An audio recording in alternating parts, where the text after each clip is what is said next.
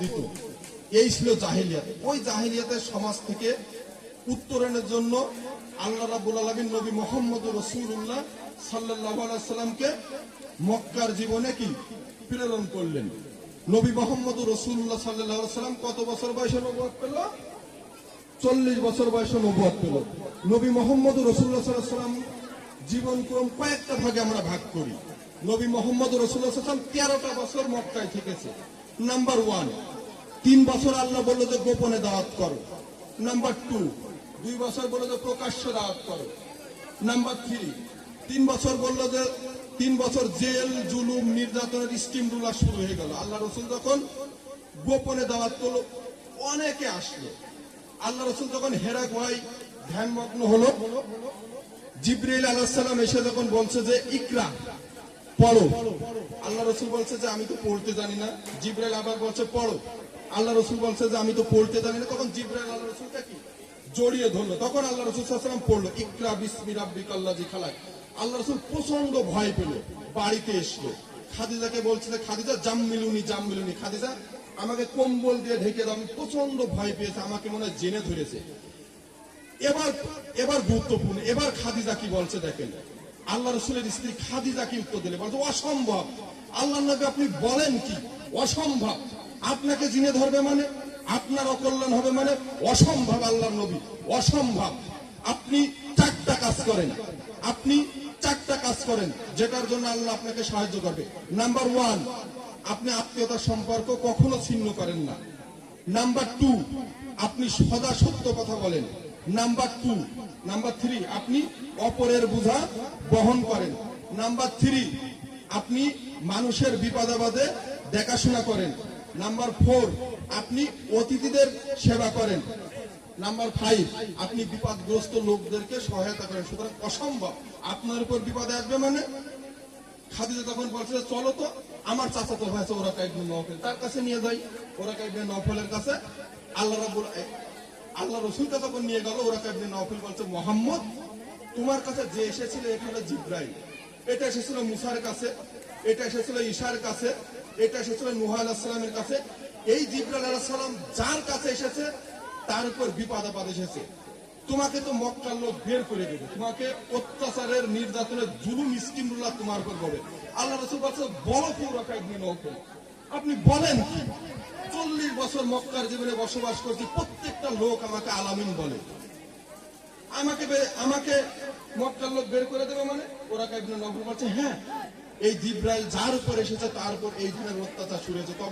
তবে মুহাম্মদ শোনেন, আমি হয়তো বা সেই দিন পর্যন্ত বেঁচে থাকতে পারবো না। যদি আমি বেঁচে থাকতাম তাহলে আমি আপনাকে সাহায্য করতাম। শুরু হয়ে গেল আল্লাহ রাসূলের উপরে নির্যাতন। আল্লাহ রাসূলের উপরে কয়েকটা ধাপে নির্যাতন হলো। আল্লাহ রাসূলের জন্মের কথা শুনলো আল্লাহ রাসূলের চাচা। আল্লাহ রাসূলের জন্মের কথা যখনই শুনলো, আবু লাহাবের কাছে খবর দিল যে আবু লাহাব তোমার একজন ভাই হয়েছে নাম মুহাম্মদ। আবু লাহাব যে দাসী খবরটা দিল, এই আঙ্গুলের ইশারায় দাসীকে মুক্ত করে দিল। আল্লাহ রাসূলের জন্মে আবু লাহাব খুশি, উতবা খুশি, সাইবা খুশি, আমরাও খুশি। আল্লাহ রাসূলের জন্মে আমরাও খুশি। এবার আল্লাহ রাসূলের কার্যক্রমে কারা অখুশি ছিল এটা আজকে বুঝাবুঝির ব্যাপার।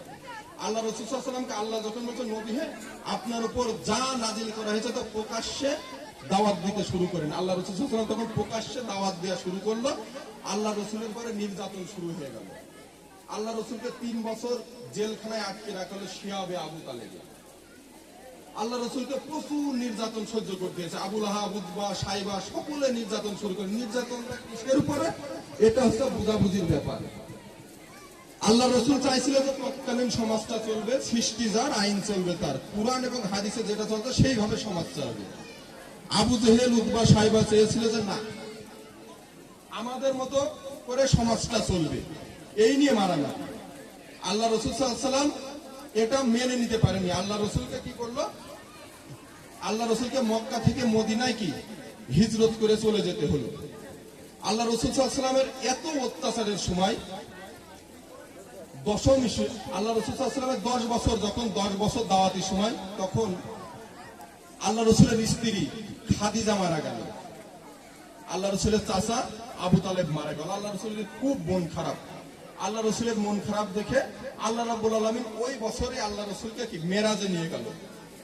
ঘটনা লম্বা হয়ে আছে, লম্বার ভিতরে আমরা যাব না। তো আমাদের বিষয়টা হচ্ছে যে আল্লাহ রসুল যেভাবে চলেছে, আল্লাহ রসুল দেখো যেভাবে চলেছে আমাদের ঠিক সেইভাবে চলতে হবে। আল্লাহ রসুলের কাছে এক সাহেব এসে বলছে, ইয়া রাসূলুল্লাহ সাল্লাল্লাহু আলাইহি ওয়াসাল্লাম আমাকে কিছু উপদেশ দেন তো। তো আল্লাহ রসুল বলছে যে উপদেশ শোনো, রাগ করো না। ওই সাহেব আবার চলে যেতে বলছে, ইয়া রাসূলুল্লাহ সাল্লাল্লাহু আলাইহি ওয়াসাল্লাম আমাকে আরেকটা উপদেশ দিন। বলছে রাগ করো না। বলছে ইয়া রাসূলুল্লাহ সাল্লাল্লাহু আলাইহি ওয়াসাল্লাম আরেকটা উপদেশ দিন। বলছে রাগ করো না। আল্লাহ রসুল তিনবারই বলছে রাগ করো না, মানে রাগটা হারাম করতে হবে।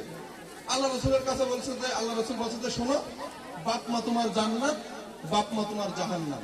জাহান্নামে দুইটা দরজা, একটা হচ্ছে আব্বা আর একটা হচ্ছে আম্মা। এই দুইটার সাথে ভালো ব্যবহার করতে হবে। তাহলে তোমাদের বাপ মার সাথে তোমাদের ভালো ব্যবহার করতে হবে। আল্লাহ রসুলের জীবন আদর্শ আমাদেরকে পুঙ্খানো ভাবে মেনে চলতে হবে। আল্লাহ রসুল দেখো কত খুঁটিনাটি। তুমি কিভাবে নখ কাটবা আল্লাহ রসুল বলে দিয়েছে, কিভাবে বাথরুমে যাবা আল্লাহ রসুল বলে দিয়েছে, কিভাবে খাবার খাবা আল্লাহ রসুল বলে দিয়েছে। শেষ কথা একটা বলে দেয়, শোনো, দেখো এক গ্লাস পানি কি করে খাবা সেটাও আল্লাহ রসুল সাল্লাল্লাহু আলাইহি ওয়াসাল্লাম বলে দিয়েছে। বলো তো এক গ্লাস পানি খেতে কয়টা বিধান লাগে? 5টা। মানে কত পুঙ্খানুপুঙ্খ এটা বলেছে, এক গ্লাস পানি খেতে 5টা বিধান লাগে। তাহলে ইসলাম ধর্ম কি উলট পালট দিয়ে চলে? তাহলে কি 5টা বিধান চলে। এক, বসে খেতে হবে, দাঁড়িয়ে খাওয়া যাবে না। 2, খাওয়ার আগে বিসমিল্লাহ বলতে হবে। 3 কি হবে? 3 শ্বাসে খেতে হবে। তাহলে কয়টা হলো? 1, 2, 3 শ্বাসে খেতে হবে। 4টা খেয়াল আছে না। 5টা হচ্ছে খাওয়া শেষে আলহামদুলিল্লাহ বলতে হবে। খাওয়া শেষে আলহামদুলিল্লাহ বলতে হবে। তাহলে শুধুমাত্র এক গ্লাস পানি পান করছো, সেখানে ইসলামের বিধিবিধান আল্লাহ রাসূল বলে দিয়েছে যে এইভাবে খেতে হবে, এইভাবে পানি খাওয়া তোমাদের উপরে সুন্নত। তো নবী করিম সাল্লাল্লাহু আলাইহি সাল্লামের জীবনের উপর সবাইকে একাডেমিক আলোচনা যেভাবে বলেছে, সবাইকে পুঙ্খানুপুঙ্খানুভাবে আল্লাহ রসুলের জীবন আদর্শ মেনে চলতে হবে। আল্লাহ রসুল বলেছে যে শোনো, সন্তানের বাপদের বলছেন, এই ষোলো সন্তানের বাপরা যাদের সন্তানের বয়স 7 বছর, তুমি তোমার সন্তানদের নামাজের আদেশ করো। শোনো সন্তানের বাবারা, শোনো সন্তানের মায়েরা, যাদের সন্তানের বয়স 10 বছর, নামাজের আদেশ করো। সন্তানের বাবারা শোনো, যাদের সন্তানের বয়স 14 বছর, নামাজের আদেশ করো। আল্লাহ রসুল কখনো বলছে না যে এই তোমরা নামাজ পড়ো, তোমরা নামাজ পড়ো। তোমার বাবাদের বলেছে, তোমার বাবাই পশ্চিম মুখ হয় না, তোমার বাবাই তো পশ্চিম মুখ হয় না।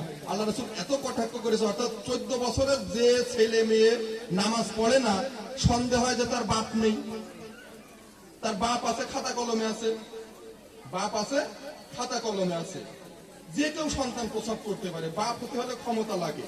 ছাগল গরু ছাগলেরও বাচ্চা হয়, আমাদেরও বাচ্চা হয়। বাপ হতে হলে ক্ষমতা লাগে, আমাদের বিবেক হতে হবে। আল্লাহ রসুল বলতে শোনো, বিবেক হলো উত্তম আদালত। এই মাথার কাছে শুধু প্রশ্ন করতে হবে, সাথে সাথে বলে দেবে এটা হারাম না হালাল, এটা হারাম না হালাল, এটা ভালো কাজ না মন্দ কাজ। তোমার মাথা যেটা সায় দেবে ওইটাই ঠিক আছে। তাহলে এটা হচ্ছে কি, এটা আমার বাবাদের দায়িত্ব, সুশিক্ষায় শিক্ষিত করা, মানুষ সন্তানদের সদাচরণ শিখানো, সন্তানদের সদাচরণ শিখানো, এটা কি আমাদের বাবাদের দায়িত্ব। আল্লাহ রাসূল সাল্লাল্লাহু আলাইহি ওয়াসাল্লাম 10 বছর ধরে মদিনা নামক রাষ্ট্রে শাসন কার্য পরিচালনা করেছে। 10 বছর ধরে, খোলাফায়ে রাশিদিন 32 বছর ধরে শাসন কার্য পরিচালনা করেছে। তো ওয়াল্লাহি, আল্লাহর কসম, আল্লাহ রসুল যদি 10 বছর ধরে মদিনা নামক রাষ্ট্রে শাসন কার্য পরিচালনা না করতো, আমরাও তো বলতাম না যে রাষ্ট্র পরিচালনা করা ফরজ, এটা আমরা কেউ বলতাম না। যে ব্যক্তি পড়েছে লা ইলাহা ইল্লাল্লাহু মুহাম্মাদুর রাসূলুল্লাহ, তার জীবন সেপারেট করার আর কোনো সিস্টেম নেই। এক জীবনে মুহাম্মদ সাল্লাল্লাহু আলাইহি ওয়াসাল্লামকে মানবো, মুহাম্মদ সাল্লাল্লাহু আলাইহি ওয়াসাল্লামকে মানতে হবে। ব্যক্তি জীবন, পারিবারিক জীবন, রাষ্ট্রীয় জীবন, ধর্মীয় জীবন, সব জীবনে নবী মুহাম্মদ রাসূলুল্লাহ সাল্লাল্লাহু আলাইহি ওয়াসাল্লাম আমাদেরকে কি উত্তম আদর্শ হবে। তো সম্মানিত ছাত্রছাত্রীরা, আমার সম্মানিত যারা অভিভাবক আছেন, আমাদের সবার নবী মুহাম্মদ রাসূলুল্লাহ সাল্লাল্লাহু আলাইহি ওয়াসাল্লাম সম্পর্কে বিস্তারিত জানা আমাদের দরকার, বিস্তারিত জানা আমাদের দরকার। নবী মুহাম্মদ রাসূল সাল্লাল্লাহু আলাইহি ওয়াসাল্লামের উপরে অন্তত কিছু সিরাতের কিছু কিতাব আমাদের পড়া উচিত। তো সকলকে ধন্যবাদ, তোমাদের সকলের সুস্বাস্থ্য কামনা করি। আর এখন পুরস্কার বিতরণী হবে, আধা ঘন্টার ভিতরে ইনশাল্লাহ পুরস্কার বিতরণী শেষ হয়ে যাবে। তা ছাত্র ছাত্রীদের যেমন পুরস্কারের ব্যবস্থা ছিল, আমি যেখানে এখানে আমন্ত্রিত লোকজনের সাথে এই পর্বটা